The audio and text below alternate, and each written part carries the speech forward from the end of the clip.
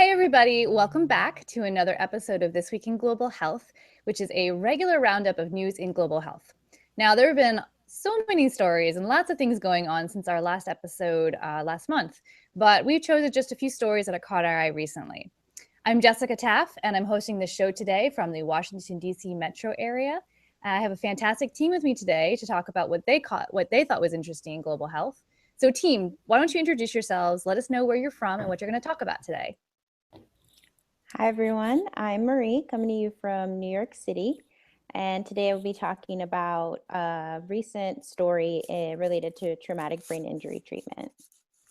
Hi everyone, I'm Sarah and I'm talking to you from Oxford. Today I will be talking about a recent push to end forced sterilisation of females in India.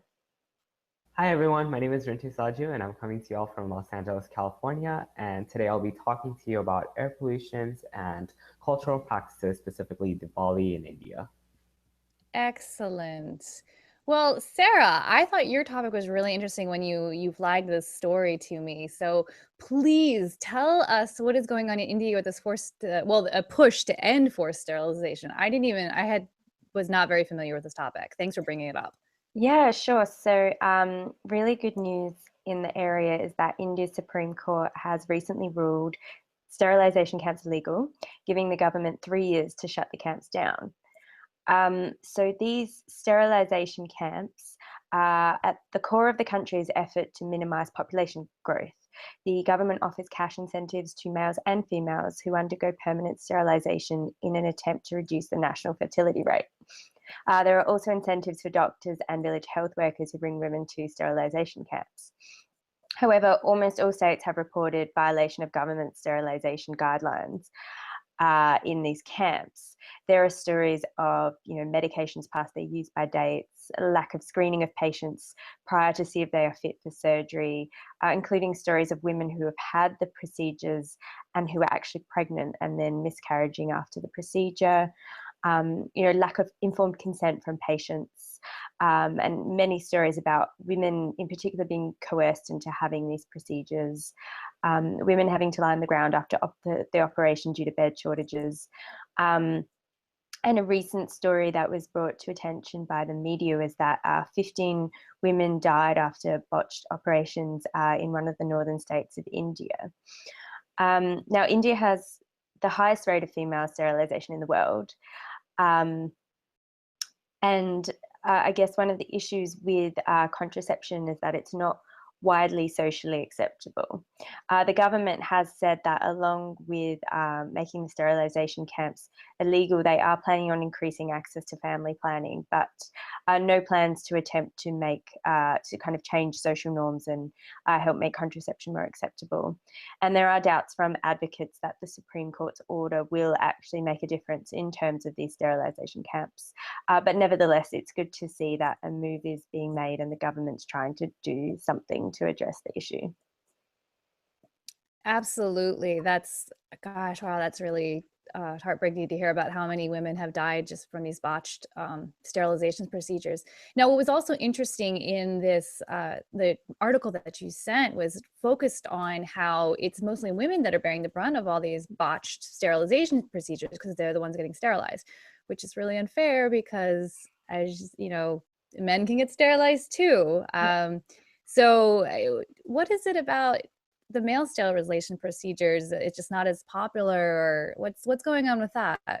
Yeah, so definitely a really good question. And male sterilisation is actually a much simpler and less invasive procedure to perform than sterilisation on women. Male vasectomies have a quicker recovery time and complications are much rarer. But 1 in 10 sterilizations in India are performed in men. Actually, less than 1 in 10 are performed in men. And the main reason is just social acceptance. It's less socially acceptable for men to have a sterilization in India than for women. Often there are thoughts amongst men and their wives that male sterilization will make men lose their virility. It's just much more acceptable for a woman to have the sterilization procedure than a man. Right. Well, and I think we've seen a little bit of this double-sidedness with contraceptives. It's definitely in, you know, the United States and high-income countries. There's been, I'm sure you're familiar with the studies that are talking about how male contraceptives are becoming more available. I mean, hormonal contraceptives, and that's been in the news lately. And do you have any thoughts of whether this might change how people feel about, you know, using male contraceptives, having it available, and maybe in a place like India? Yeah, so I mean, at the moment with male hormonal contraception, like the pill and the injection, they're still in the trial phase. And obviously a lot of what's been in the news has been about the trials having to stop because of males experiencing side effects. In terms of making male contraception socially acceptable, you know, that's obviously not an easy thing and very dependent on cultural and social contexts in the specific countries. I mean, female hormonal contraception isn't widely socially acceptable in India, and male sterilization isn't either. So I think, you know, that's just huge barriers that need to be addressed before they would even probably start thinking about introducing male hormonal contraception in India. I think there's going to be huge barriers in Western countries, let alone places like India. But yeah, it's all still really in the early phases. Yeah, the trial's still ongoing. Right. Well, I guess we'll see what happens, but definitely looks like there's going to be some barriers there, and probably not just in India, probably a lot of places around the world as well. Marie, I know that you were excited to talk about traumatic brain injury, which is close to your expertise in mental health in these areas. And you said they were a number of studies, and just you saw a lot of stuff coming up in the news recently. Why don't you tell us what you found? Yeah, so one of the ones I wanted to highlight today is a paper that was published just this week, actually, in the journal Stem Cells by a group of researchers from the University of Texas. They basically used the patient's own bone marrow stem cells and injected them into patients that had severe traumatic brain injury. And they found that it was safe enough to be used in adults, and even found a bit of a treatment benefit that they were able to correlate with improved functioning in these patients. While this was a phase 1 trial, so, you know, it's basically just focused on the safety, it is, and therefore there is a long way to go before this reaches, you know, just the lay patient. I think it will be very exciting to follow the use of this precision medicine approach for treating TBI. In general, TBI treatment in countries with advanced health systems is still a work in progress. None of the clinical trials so far have been successful. So I think kind of watching some of these will be interesting. However, you know, there is a growing need around the world for finding easily deployable screening and treatments that would be appropriate for lower resource settings, including, you know, conflict zones, refugee settlements, and post-disaster shelters. Right. Well, that's really interesting to see that, like, the research is going forward to address this this problem. That's cool research. That, you know, I get excited about the research, so that's my geeky area. But I mean, you bring up a good point. Is that, I mean, this is definitely precision medicine, and this is something that's not going to be able to done and get carried out in all settings around the world. But we do know that traumatic brain injury is an issue around the world. Maybe not from like sports injuries, but certainly from conflict. And I'm sure there's a number of other causes of traumatic brain injury around the world. Accidents and road injury, I guess, like, you know, traffic injury is another increasing concern that's going around the world. So what are your thoughts, really? Like, how can we take this and put it into a different kind of setting that's a lower resource setting than the places that these technologies are getting developed? Yeah, no, I mean, I think that will be one of the biggest challenges of our time, and not just with TBI, but with many of these newer treatments that fall in the realm of precision medicine. I do think the hope is that as with other scientific advances that were expensive and only accessible to the wealthy, for the most part, when they were first developed, and now, you know, they're more accessible and routinely used. What I do think is that there will be a need to be very intentional when it comes to trying to translate these types of therapies for lower resource settings. And so I think global health sort of as a field following some of these developments and finding ways whether to partner with organizations working on this and figuring out ways to make it more accessible will be important. Got it. Well, thank you, Marie. Rintu, you were going to talk about air toxicity and cultural practices, which is an interesting link. Can you tell us a little bit about that?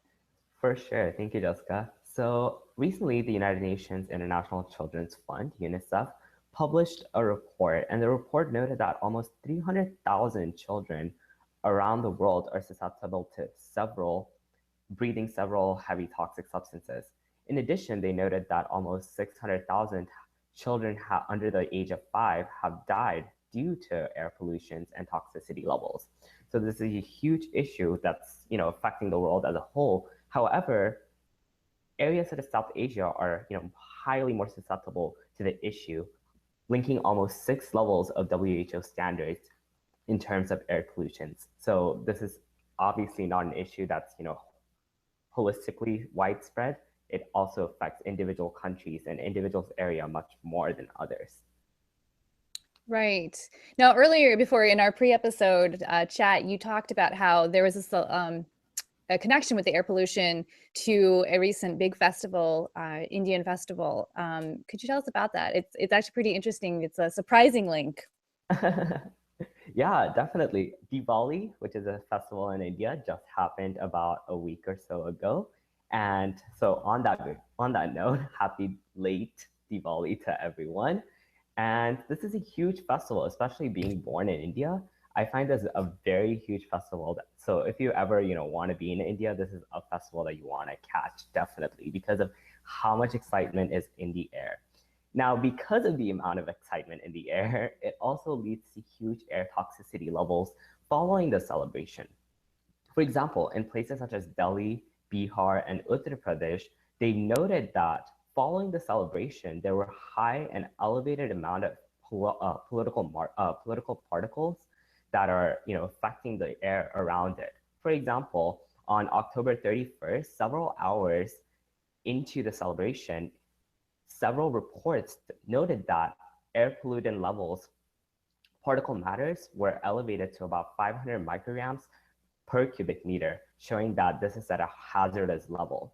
So the key point that we need to take away from this is that, while we have all these celebrations should be prioritized, but not at the cost of health. So we need to be able to find a balance between everything. Absolutely. Those are, like I said, not something you normally think about, but there are ways that our behavior and our cultural practices and just the things that we do in our regular lives that we don't really give much thought about can affect health. It's a good reminder of those things. So thank you for that story, Rintu. Well, that's everything we have for today. Thank you, team, for these interesting stories. I'm glad that you found them and were able to show the different diversity of stories that are affecting our health around the world. So to our audience, if you like this episode and you want to watch more, please subscribe to our YouTube channel. We have many more episodes from previous weeks and years there, but you can also find our episodes on our webpage at TWiGH.org. And we're also on LinkedIn and Twitter and Facebook and Instagram, and we have a blog, so you can interact with us there and tell us what you want to hear or what you like, what you don't. And for those of you people that are audio podcast listeners and don't like actually watch us, which I don't understand, why wouldn't you want to watch us? But if you aren't, you're in luck, because we have an audio podcast. So check us out on iTunes. And that's it. But thank you for tuning in, and we hope to see you next time. Bye.